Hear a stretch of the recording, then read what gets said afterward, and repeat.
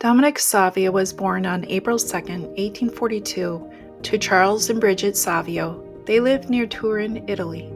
He came from a humble and pious family of 10 children. Dominic was gifted with a cheerful and happy spirit and showed even in his babyhood that he was drawn to God. Even when Dominic was as young as 2 years old, he was very prayerful, following along with morning and evening prayers, along with the Angelus and mealtime prayers. In fact, at 2 years old, he had already memorized his prayers, and by 4 years old, he was reminding others to say their prayers if they forgot. He was unusually attentive to others. While most little children easily forget, wander, or get into things, Dominic was very obedient to his parents, and his mother said that he never caused her a moment's trouble.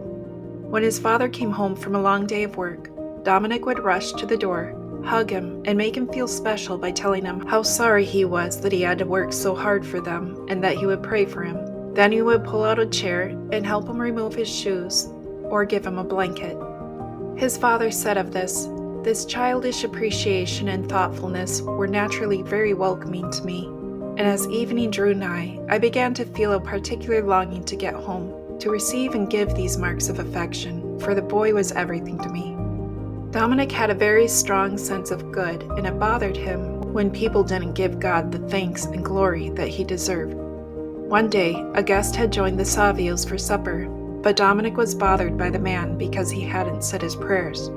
Dominic ended up leaving the table early and was found sitting in the corner of his room by himself. When his mother asked him why he had left, he said, "I could not remain at table with one who eats like a beast and does not give thanks to God." Bridget had been bringing Dominic to daily mass every morning, and by the time he was 5 years old, he was able to go by himself. He liked to go very early in the morning so he had time to pray, and many times he was there hours early. He would kneel on the cold steps and wait for the parish priest to come open the doors. Although the priest had become accustomed to seeing 5-year-old Dominic kneeling on the cold steps, he always marveled at the sight. Dominic was there every day, no matter what the weather, on his knees waiting. With this extraordinary fervor, the priest taught Dominic how to help serve Mass. Eventually, Dominic was able to receive Holy Communion early at the age of 7. Kids usually didn't make their first communion until about the age of 12. Dominic was overjoyed and ran home to tell his mother the wonderful news. He then set to work to prepare himself even more, learning the instructions on how to receive and spending even more time in church praying. He wrote down 4 resolutions to live by. Number 1. I will go to confession often and as frequently to Holy Communion as my confessor allows. Number 2. I will keep Sundays holy. Number 3. My friends shall be Jesus and Mary. Number 4. Death but not sin. The day he made his first communion was the best day of his life. Whenever he was asked about it, his eyes would light up and he would say, "My day of my first Holy Communion was the happiest day of my life." When he was 10 years old, he went to the municipal schools, often walking barefooted so as to save his shoes. He was a very good student who worked hard. His teachers say that he got along with all the children, but was careful to avoid becoming too friendly with rowdy or disobedient children. Sometimes he was teased for this, but the teacher noted that Dominic handled the teasing with patience and courage. His teacher said of him, "I still have vivid memories of his excellent behavior, his zeal in his good works, and of his many virtues. He was gentle in appearance and manner, and had an air about him of mingled gravity and affability. He was always calm and good-natured, both in school and out. From the day he entered the school to the end of that scholastic year, his progress in his studies was short of phenomenal. Deserving also of praise was his exactness in every duty, no matter how small, and his constant attendance at his classes, in spite of all the difficulties and of his long walks to school. He was by no means a robust or vigorous boy, and by the year of 1852, he showed signs of weakness and failing health, and his parents decided to change schools. I was disappointed, but I expected to lose him, for I had seen that his delicate constitution was beginning to give way under the strain. But when I heard later that he was going to the oratory in Turin, I was quite satisfied." Despite this high praise, this same teacher scolded Dominic severely for something he didn't do, even though he admitted later that such behavior from Dominic was out of character for him. The teacher reports, One day, a serious offense had been committed by certain pupils of mine, and the guilty ones, when found, were to be expelled. The culprits blamed Dominic of the offense. I very naturally refused entirely to believe that Dominic would be capable of any such thing, but the story and accusation were so skillfully put together that it had all the semblance of truth and conviction. I spoke very severely to Dominic, telling him that he deserved to be expelled, and only because it was his first offense he wouldn't be sent away. Dominic might have very easily shown that he was innocent, but he made no reply. He just hung his head as one who was justly reproached and made no attempt at clearing his character. However, the next day, the two boys who put the blame on Dominic felt bad for what they did and confessed to the teacher what they had done and that it was not Dominic's fault. The teacher felt terrible and asked Dominic why he didn't defend himself. Dominic responded, "I knew that the boy was already under threat of expulsion for other things, but I hoped to be forgiven since it was my first offense. I also remembered that our Lord was also unjustly accused. And for this reason, Dominic Savio is the patron saint of those wrongly accused." Because the walk to and from school affected Dominic's health, his parents thought it would be better to send him to the oratory for boys that St. Don Bosco ran in Turin. Father Culiero arranged for a meeting for them to meet, telling Father Bosco that he would not regret taking Dominic in and that he was another St. Aloysius. When Dominic saw Don Bosco, he walked to him and greeted him, saying, "I am the boy of whom Father Culiero has spoken to you. I have come with my father from Mondonio." After some talk and asking Dominic questions, Dominic asked, "Well, what do you think? Will you take me to Turin to study?" Don Bosco replied that he thought there was very good material to work with. Dominic understood what he was implying and said, "And what do you think you can make of it?" "Something beautiful and acceptable to God," Don Bosco answered. "Then I must be the material, and you are to fashion it," Dominic said.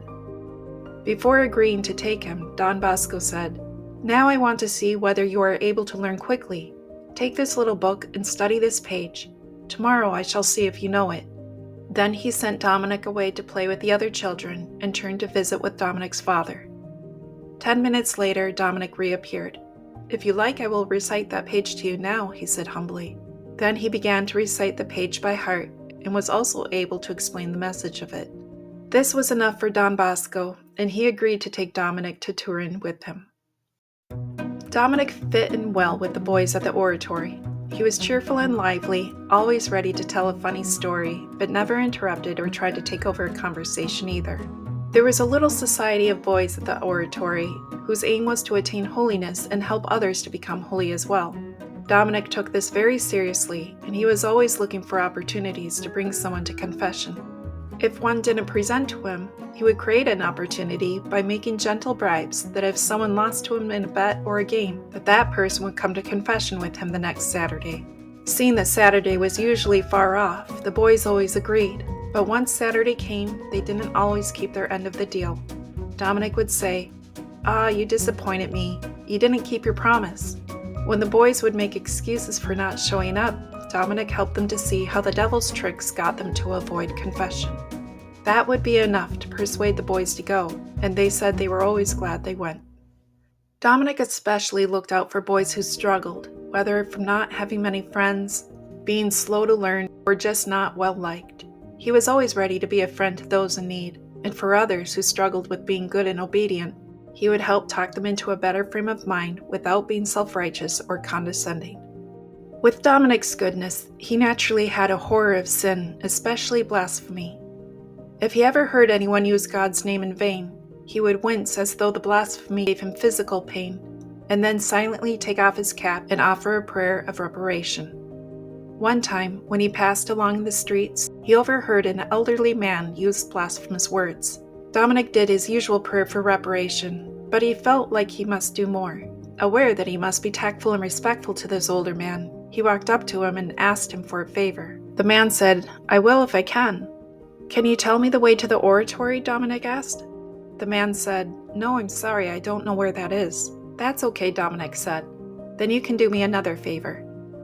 He came close to the man's ear and whispered, "It would be a great pleasure to me if when you are angry again, you would use words that are not blasphemous." The old man was surprised but not offended and said, "Well done, you are right. It is a very bad habit that I am determined to overcome." When dealing with children, Dominic took a teaching approach, but was careful to remain charitable. One time, he broke up an argument between two children, and one of them used God's holy name. Dominic said his prayer of reparation, then helped the boys make up. Then, taking the boy aside that had used God's name in vain, he said, "Come with me, there is something to be done with which you will be pleased." He took him to a nearby church and had him kneel at the altar and ask for God's pardon for using his name in vain. He then taught the boy the act of contrition, since he didn't know it. One time, Dominic heard that there were two boys who planned to fight each other over some argument, and not just with fists, but by throwing stones. Dominic talked to each boy, trying to talk them out of it, but each stubbornly refused. Then Dominic was hit with inspiration and asked each boy to stay after school so he could talk to them. They agreed, and he spoke to each boy alone, saying, "Since you will persist in this insane and sinful quarrel, I ask you to accept one condition. If you agree, I will tell you when you meet for the duel." Each boy reluctantly agreed, as long as Dominic wouldn't try to talk them out of it. When they met, the boys faced off, each with a pile of stones by their feet. Dominic stepped between them and said, "Before you start the fight, you must fulfill the condition you agreed to." Taking out a crucifix from his pocket, he held it up and said, "I desire that each of you look at this crucifix, and before throwing the stone, you must say, 'Our Lord died pardoning his persecutors. I, a sinner, am about to offend him by an act of open revenge. Then you must throw the stone at me.'" He knelt before the first boy and ordered him to throw the stone at him. The boy stepped back and said, "No, I couldn't do it. I have nothing against you." Dominic then went to the other boy, who said the same thing. Then he held up the crucifix again, saying, "You both say you won't throw stones at me, and yet you would offend God by committing this grievous sin."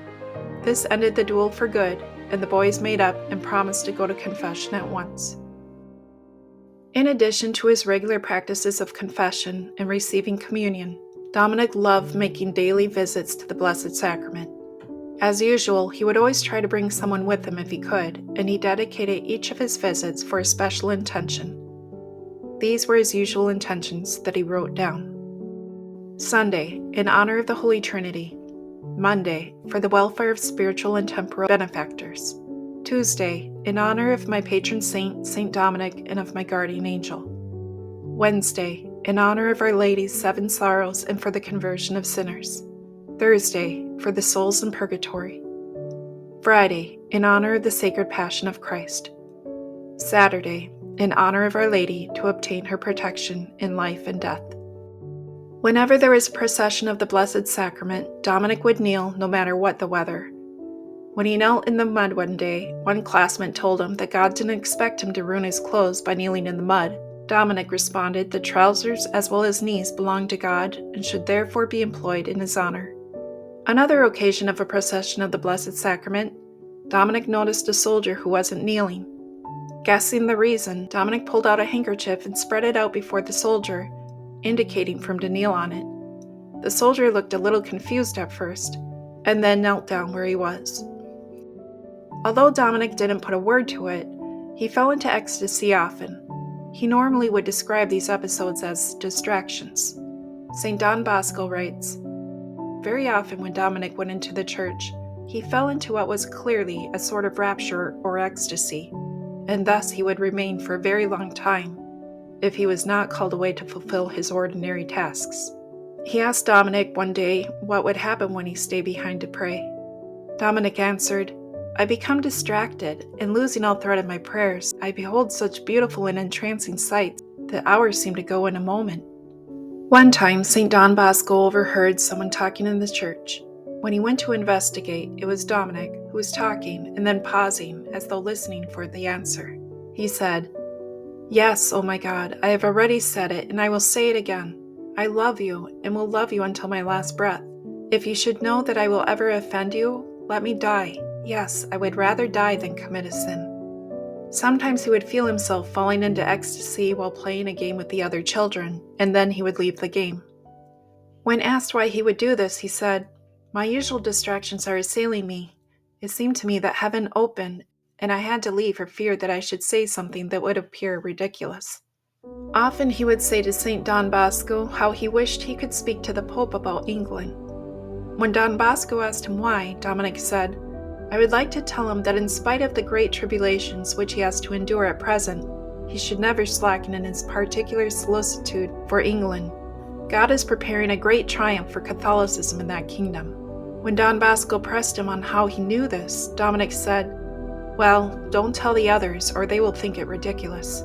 One morning, during my Thanksgiving after communion, I had many distractions. I saw before me a great stretch of country enveloped in a thick mist, and it was filled with a multitude of people. They were moving about, but in a way like they were losing their footing. Somebody nearby said, 'This is England.' I then saw the Pope, just as I had seen him in pictures. He was majestically clad and was carrying a shiny torch with which he approached the multitude as if to enlighten their darkness. The light of the torch seemed to disperse the mist, leaving the people in daylight. The person next to me said, 'This torch is the Catholic religion which is to illuminate England.'" Sometimes these visions would send Dominic on a mission to help someone.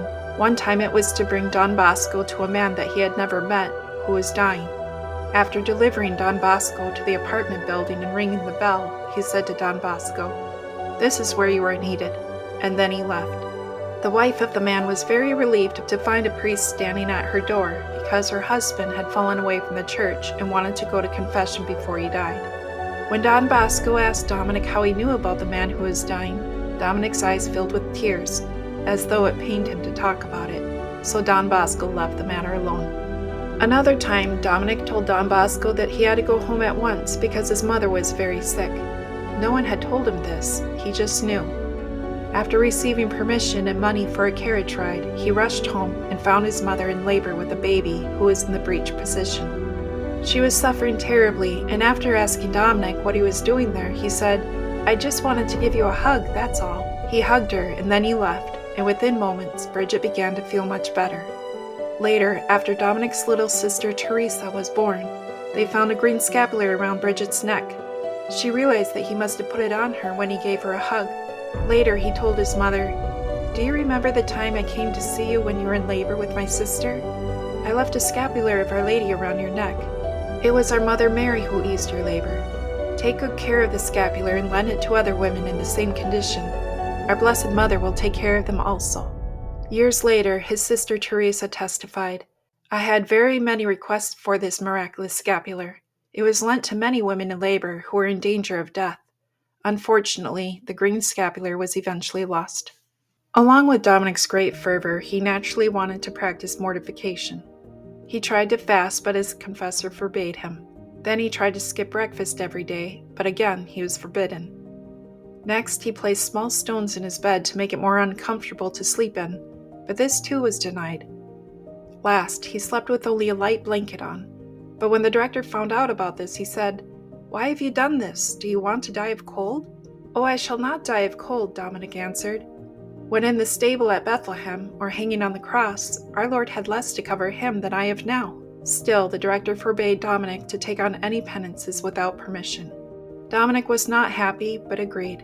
However, after a talk with Don Bosco, that practicing virtue during any time of trial or suffering would be more pleasing to God than any other penance, Dominic was content. Dominic's already frail health continued to decline, and no one could figure out the reason for it, other than his ardent spirit was wearing out his body, and so the doctor ordered rest. Dominic wasn't so sick that he always had to be in bed. He was allowed to do light chores, go to class when he felt well enough, and even visit the infirmary where any sick boys were. Everyone felt that he would recover in time, but Dominic kept telling people that he would die soon. It was hard to take him seriously when he was always so busy and upbeat. During the month of May, he asked his director what he could do to honor the Blessed Mother.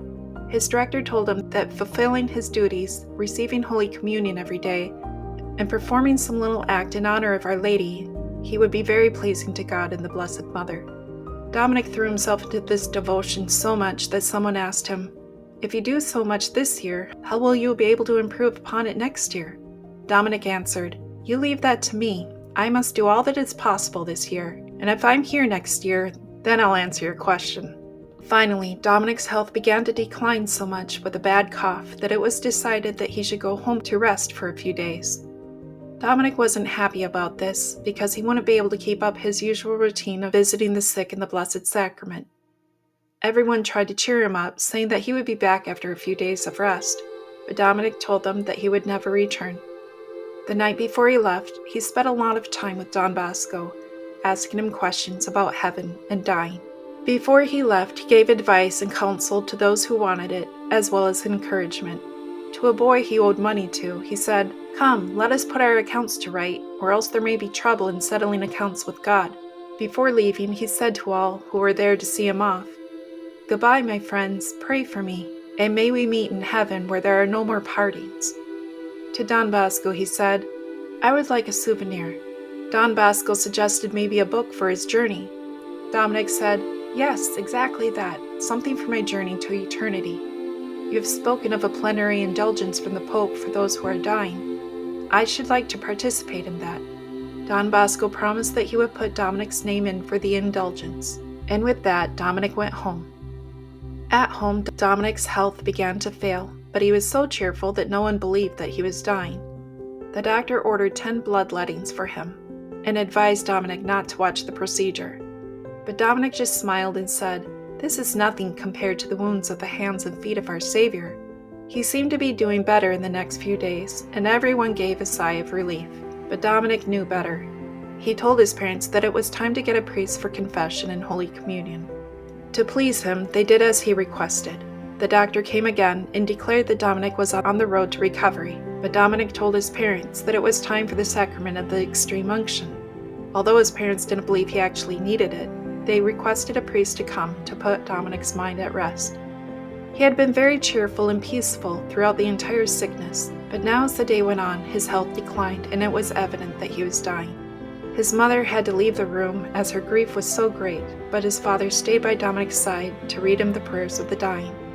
After reciting them together, Dominic said to his father, "Goodbye, Father, goodbye. Oh, what a beautiful sight I see." He then closed his eyes, and he was so peaceful that his father thought he was only sleeping, but Dominic had gone to heaven. After his death, the boys of the oratory immediately began to pray for Dominic's help in difficulties, and prayers were answered miraculously. About a month after Dominic's death, Dominic appeared to his father and told him that he was in heaven.